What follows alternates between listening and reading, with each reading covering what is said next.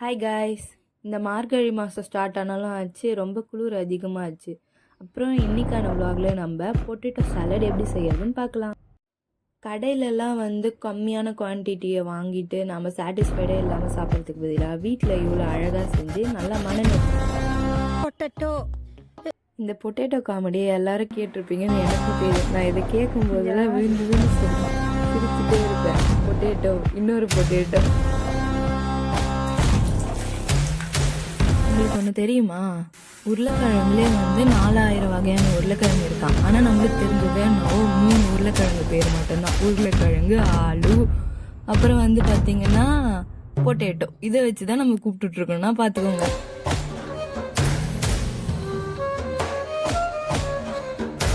இந்த மாதிரி ஃபிக்ஸாக சாப்பிடும்போது ரொம்ப ட்ரையாக ஃபீல் ஆகும். அதனால இந்த மாதிரி சாலடாக சாப்பிட்டோம்னா அது ஹெல்த்துக்கும் நல்லது. அதுக்கப்புறம் நம்மளுக்கு சாப்பிடும்போதும் ஒரு ஃப்ளேவர் வரும்.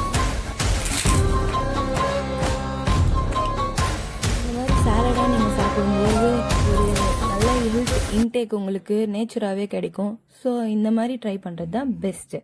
அதுவும் இல்லாமல் இதில் நான் சாட் மசாலா ஆட் பண்ணல. உங்களுக்கு வேணுன்னா ஆட் பண்ணிக்கோங்க. ஷேர் பண்ணுங்கள், லைக் பண்ணுங்கள், சப்ஸ்கிரைப் பண்ணுங்கள்.